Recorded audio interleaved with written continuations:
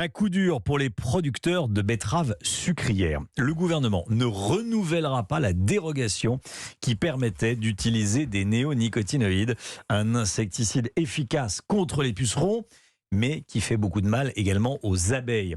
Mais une décision de la Cour européenne de justice la semaine dernière a donc fait plier le ministère de l'Agriculture.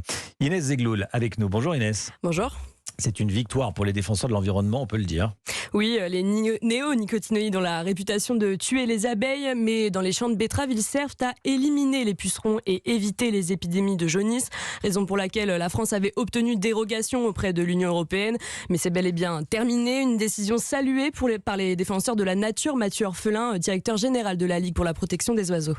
C'est une excellente nouvelle pour la biodiversité. Les pesticides néonicotinoïdes sont des pesticides très dangereux pour les insectes, pour les oiseaux, qui ont une durée de vie très longue. On est vraiment sur une décision qui réconcilie biodiversité, droit européen et protection des agriculteurs. Et c'est pourquoi nous l'avons salué à la LPO.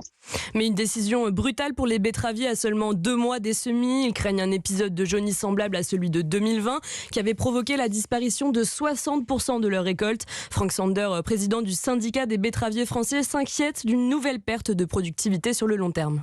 La France produisait 480 000 hectares de betteraves sucrières. Depuis que la jaunisse est passée par là, on en produit 400 000. Et là, on est en risque pour en perdre 100 000 de plus. Et donc, on va perdre des usines, des emplois sur nos territoires. Et les Allemands vont devenir premiers producteurs. Donc voilà. Dans l'immédiat, les producteurs, eux, réclament du gouvernement une indemnisation totale de leurs pertes. Le ministre de l'Agriculture a reçu hier les acteurs de la filière.